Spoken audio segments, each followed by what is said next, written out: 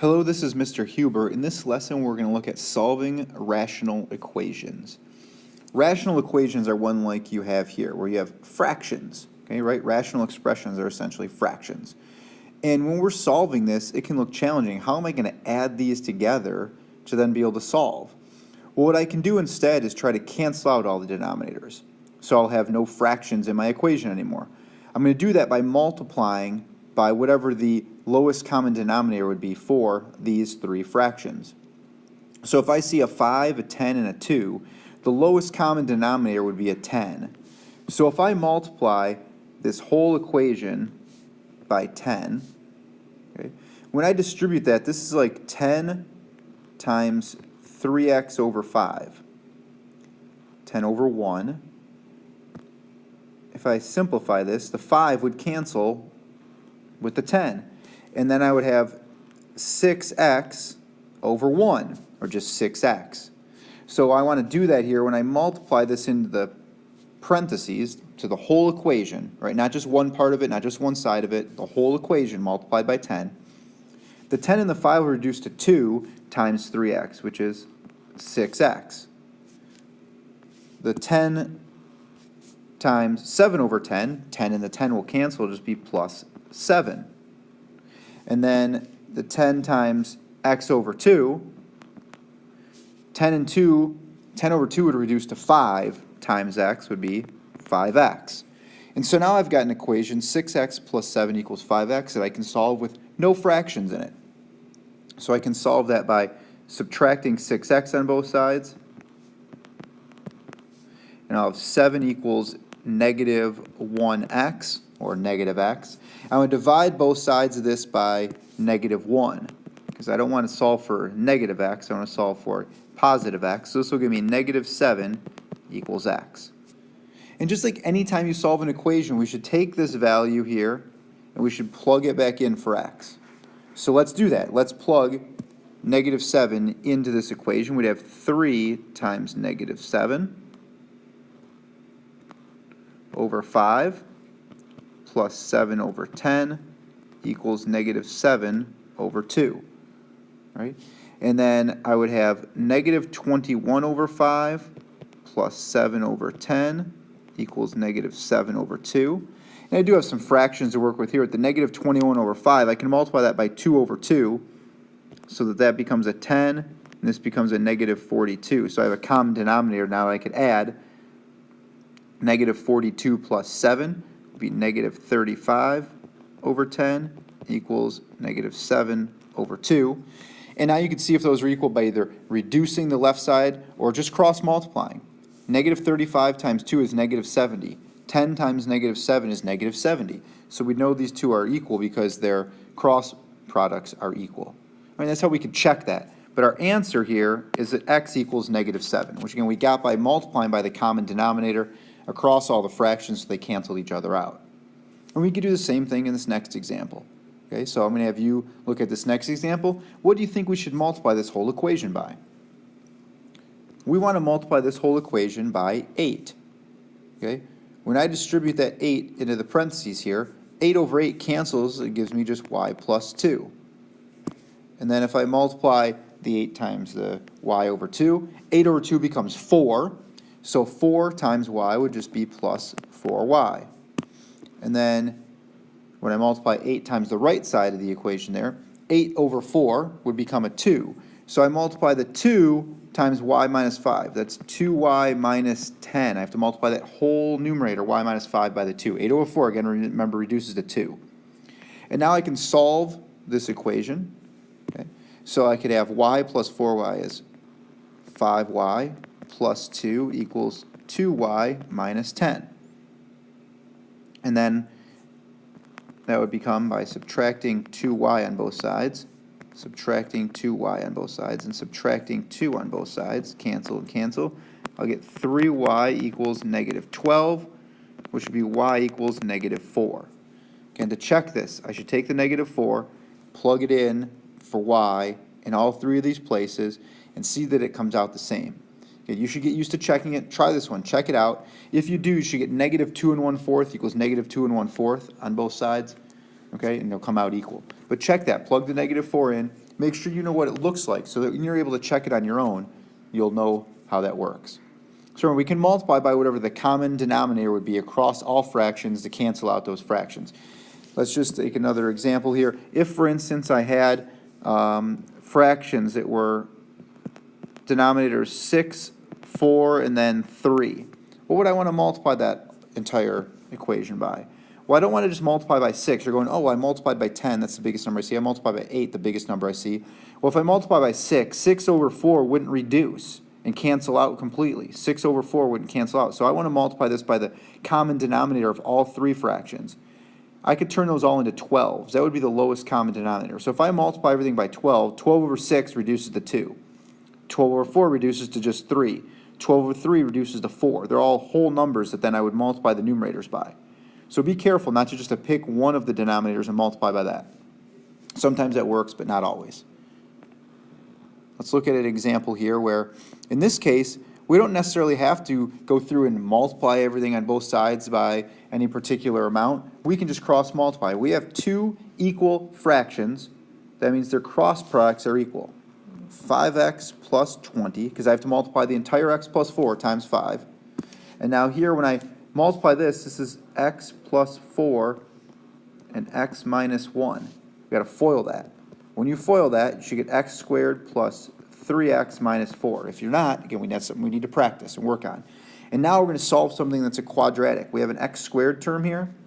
There's no x squareds over here, so sometimes they might cancel out. In this case, it doesn't. I want to get this set equal to 0 then. So I need to get the 5x and 20 to the other side of the equation. So I can do that by subtracting 5x on both sides and subtracting 20 on both sides. So it'll cancel out and give me 0 equals x squared minus 2x minus 24. And then I want to factor this. That would be x minus 6 and x plus 4. Again, I need numbers that will multiply and give me negative 24 and add, or in this case subtract, because it's one positive and one negative, to negative 2. Negative 6 times 4 is negative 24. If I add those together, my middle terms would be negative 6x and 4x. It would give me a negative 2x. So that works for my middle term. Okay? So now I want to know, how do I use that for solving, right? I'm trying to solve this equation. Well, remember, now I can set both of my factors equal to 0. So I'd have 0 equals x minus 6 and 0 equals x plus 4. So when I add 6 to both sides here, I get x equals 6. I subtract 4 on both sides here, I'm going to get x equals negative 4. So my solutions are 6 and negative 4. I need to check those in my original equation. And what you're going to notice here is I can't plug a negative 4 back in. If I take negative 4 and I plug it in up here, I'm going to get a 0 in a denominator. That's not allowed. So we don't want to include negative 4 as one of our answers. So our only solution in this problem is the x equals 6. Right? X equals 6 would be our only solution, because I can plug that back in. If you do and check it, you can plug a 6 in, see that it works, you're going to get it solving the equation, but negative 4 won't work because it's going to give me a denominator of 0. So make sure you're checking those answers. All right, before we see a couple other examples, let's talk about a degree of difficulty. Degrees is in temperature here.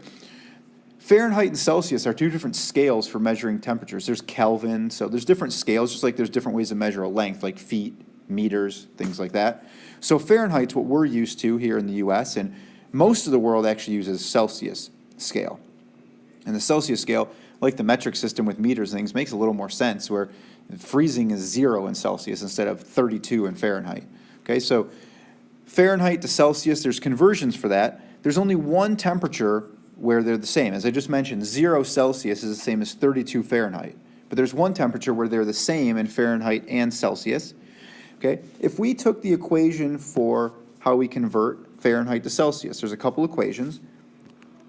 Fahrenheit is equal to 9/5 times the Celsius temperature plus 32. Celsius is equal to 5/9 Fahrenheit minus 32.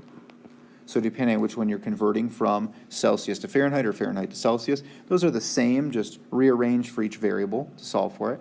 So the way we can know when these are equal is, let's take this equation here and let's say that they're equal. So we're going to have f equals 9/5 f plus 32. I want to see when is the Celsius equal to Fahrenheit. So I just said C equals F, and I just plugged it in, okay? If you were going to solve this goes back to what we've been looking at already. I got that 9/5 there. Well, I don't want to deal with that fraction, so I can multiply this whole equation by 5. And I have 5F equals 9F plus 160. Can I distribute this in? Over here, when I do 5 times 9/5, the 5's will cancel. I just have 9F. And then 5 times 32, don't forget to multiply everything by it. And so now if I subtract 9F on both sides, I'm going to get negative 4F equals 160. And if I divide both sides of this by negative 4, I'm going to get F equals negative 40 degrees. That is the one temperature where Fahrenheit and Celsius are the same. Negative 40 Fahrenheit is the same as negative 40 Celsius. Otherwise, you get different temperatures in each scale that are comparable to each other, equal to each other. All right, so now you know. The only temperatures are the same in Fahrenheit and Celsius, negative 40 degrees. Let's look at an example here where we're going to multiply the entire equation by some denominator to get them to cancel out. Okay, in this particular problem, what are we going to be able to multiply by? So we got to figure out what would be a common denominator of 3x and 5x. This other side of the fraction on the right side of the equation is like over 1. So, I mean, we can have that be anything. All right, that's fine. We don't have to worry about what's a common factor of 1. All right, we can multiply anything and get times 1, and we'll get that same amount. So 3x and 5x, they both have an x in it. Then we have the 3 and the 5. Again, we don't want to multiply by 5 because 5 over 3 won't cancel. We want to multiply this all by 15x. We do have to multiply by the x because the denominator on the right side does not have an x in it. So we want to multiply by 15x on both sides. When I do this, 15x and 3x is going to reduce to just 5. Okay, when I multiply that in here, the 15 over 3 reduces to 5. The x over the x cancels. So I'm going to multiply this all by 5. I'm going to have 10x plus 20. Okay. Then I'm going to multiply 15x over here, and the x's will cancel, and the 15 over 5 reduces to 3, so that's just plus 60.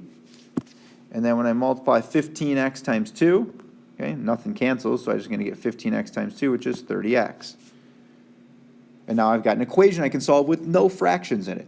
So what can I do? Well, I can subtract 10x on both sides. Add the 20 and the 60 becomes 80 equals 20x. And then if I divide both sides by 20, I'm going to get 4 equals x. So x equals 4 would be my solution.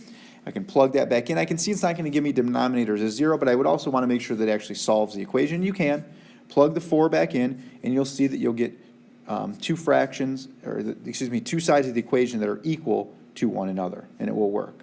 Let's actually try this one. All right, let's plug a 4 in. If I plug a 4 back into my original equation, I'm going to have 2 times 4 plus 4 over 3 times 4 plus 20 over 5 times 4 equals 2. So this first fraction is 2 times 4 is 8 plus 4 is 12 over 12 plus 20 over 5 times 4 is 20 equals 2.